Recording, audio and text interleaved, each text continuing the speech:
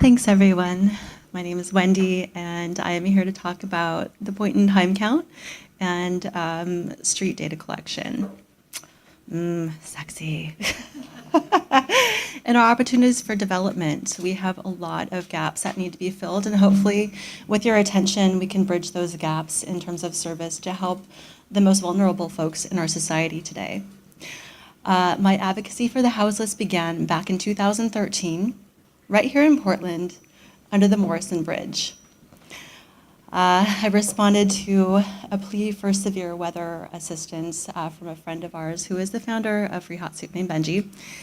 And through social media, we gathered together and we were able to mobilize teams across the entire metropolitan area. And we all showed up at Rimsky's Corsa Coffee House. And there we bumped into each other, a handful of complete strangers, and we waited for Benji to show up, and he did. And he was up to I don't know, I wasn't even sure if he could drive a car. He didn't even look like he was 16 years old. So I was fascinated by the audience of people that were there. There were people that were well-to-do. There were people that looked like they lived outside themselves, and others, with limited means as well. But we all were thrown together for Free Hot Soup because we were united by huge hearts and the need to help.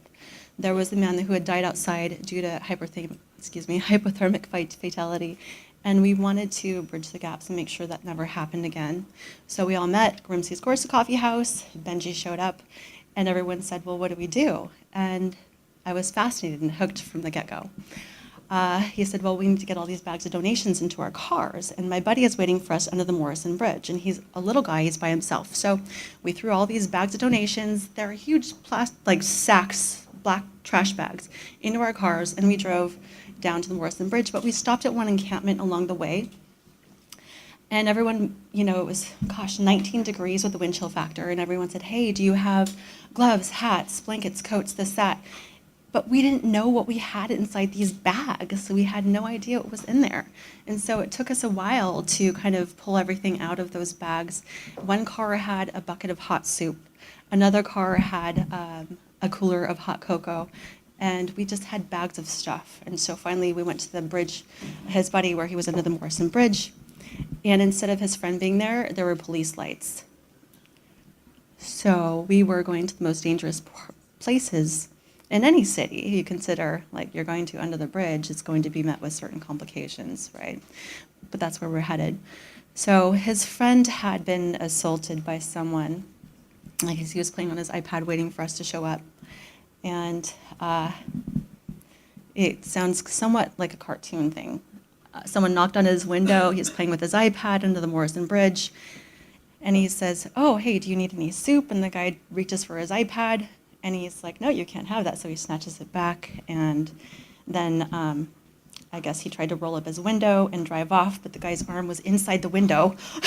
So he stopped the car and tried to get him out by opening the door, but the guy's arm was still attached. So it seemed like a comedy of errors. Fast forward in time, we showed up under the Morrison Bridge, and he was gone, but the police lights, but there was a squad car there with the lights on. So naturally, I popped out of the car and did my hair like this with a headband. I had my kids' headbands. And I approached the cop car, and I was like, hi, my name is Sarah from the Christian Coalition, and we are here to help these homeless people. Can you please tell me where they're at? And then the cop's like, ma'am, you need to get out of here right now because someone was just assaulted, so you need to get out of here.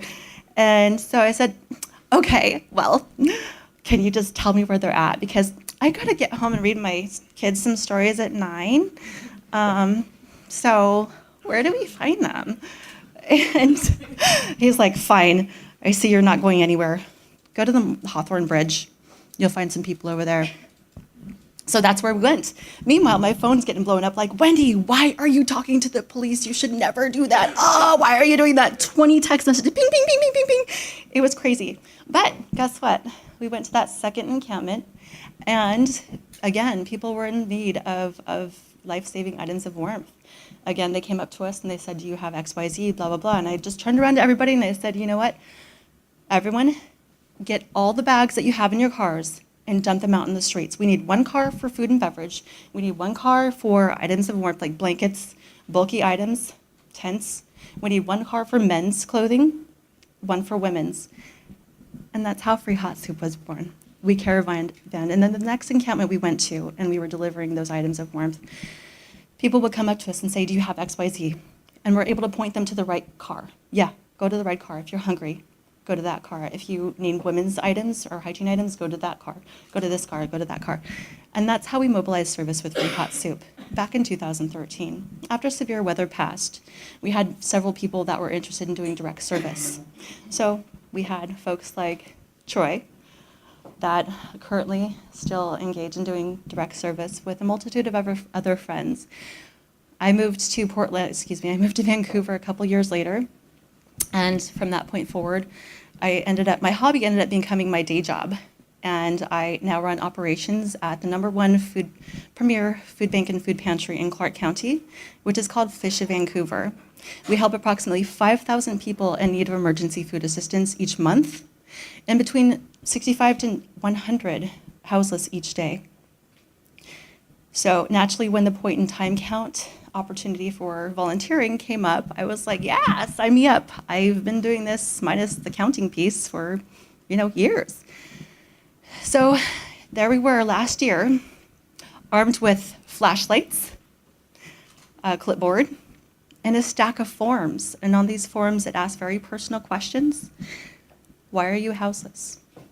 Are you suffering from mental illness, addiction? Are you fleeing domestic violence? Are you disabled? Are you a veteran? Very personal things. And so what struck me was these incentive packages that they were training us to use in order to give folks that were willing to participate in these surveys. Well, if you have someone that wants to answer these questions, when you're out there in the field, hold on. By a show of hands, how many people know what the point in time count is? Huh? 1? Oh my goodness. Okay. 2. All right. Let's recap. All right. Every year, annually, the Department of Housing and Urban Development requires each county to provide a count of the homeless population in their county. So each county is divided up nationwide into zones. Each zone is then canvassed entirely by volunteers. So last year I had Zone 6 as well as the year before. What we literally do is we go out there during 3, 4, 5, 6 a.m. in the morning, armed with flashlights, these clipboards, which is from 1950s data collection capacities, and these incentive packages. And we're supposed to approach folks that are living outside in their tents, in their sleeping bags, under bridges, awnings, or any other ways they can survive outside. And we ask them very personal questions on the survey, and then we then submit those surveys to the county, these paper surveys that they have to go through. Fun. And then the county then forwards that information after they collect it to the federal government. The federal government then takes that information based on those categories that these folks fall into, and then provide funding for certain programs for folks that are in need of services for domestic violence or substance abuse or veterans assistance and so on. And that's why it's important. And that's why it's important for us to kind of identify means in which we can help streamline the data collection process by future technology and applications. What we would love to see on the streets outside when we're on the front lines, going in the ugly cold, January 24th, when it's below 20 degrees, 30 degrees, it's raining outside or snowing or freezing rain. We would love to see our capacity on an application to be able to scan the riverfront or a forest or a field or even a neighborhood if we're able to use our phone and look for thermal imaging instead of having to just kind of hunt around with our flashlights and piss off the neighbors. Do you know how many police were called or are called nationwide on the same day? It is hilarious. I'm friends with the police departments that they're like, yeah, we just tell everybody it's a point in time count day. But if we had a capacity so as not to piss off the neighbors, we didn't have to use our flashlights because we had thermal imaging capacity on our smartphones. That would be amazing. We would be able to streamline our time frame and go straight to those bodies that are outside and then offer them true incentives, which do not look like a bottle of mouthwash or a bottle of shampoo, conditioner. Show me where their bathroom is. So we discussed what true incentives were this last year when I was helping train new folks outside. And true incentives look like, well, for example, if my husband came to wake me up with a flashlight and a bottle of scope, I might try really hard not to be pissed off because we live together. But, and I think the bottle of scope was kind of pushy, but I would say, okay, because I actually have a bathroom. Our friends outside don't. So going back to survival mode and what true incentives are, we're talking items of warmth, gloves, socks, hand warmers, tarps, tents, sleeping bags, blankets, those things. Those are true currency when you're trying to survive outside. Those are things that are important and of value. Don't throw a bottle of scope at someone. That's just going to piss them off. That would piss me off, and I live inside, So this year, we're hoping to bridge the gap in terms of service and data collection procedures by incorporating, hopefully with your help here, thermal imaging technology. Hopefully we can incorporate facial recognition technology, because if we had that, we could capture their information and kind of follow the migratory pattern and see what was a catalyst in leading them to living outside, the length of time that they were there. What was the program specifically that led them to find meaningful housing and employment? And then those numbers will translate to hope nationwide. When I was outside this last January 24th, we were going down this ravine, and we had heard about the police sweeping in different areas before we got there. So I traveled down this kind of trail for about half a mile with my team, and then we got to this one encampment with about 20 tents. So I engaged with a female adult, and she was very frail, maybe 80 pounds soaking wet. And she came outside of her tent, and she would not make eye contact. She had a hoodie on, and she accepted the socks and blankets and stuff, and I think 2 tarps for me, and she agreed to do the point-in-time count survey. And so when I got to the point on the substance abuse part, she said, before I hit the streets, before I lived outside, I was clean. But you can't live outside by yourself as a female and be sober. You can't. You'll be attacked. You'll be raped. I use meth now to stay up at night, and I smoke weed in the morning so I can go to bed, because during the day it's safe for me. And then I thanked her for sharing that very personal information.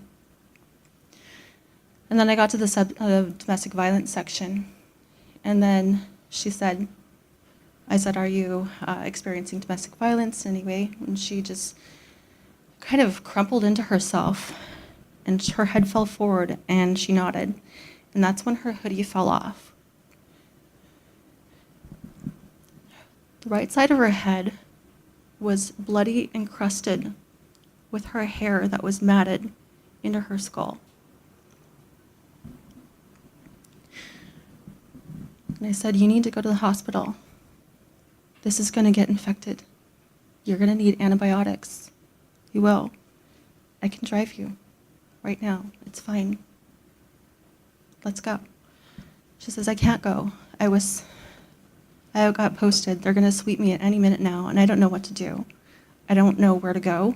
There's nowhere for me to go, and I'm all by myself. I said, if you don't mind me asking, what happened? She said, he took my skateboard last night at 2 a.m. and he bashed me in my head, and then he took off. And I don't know if he's going to be back.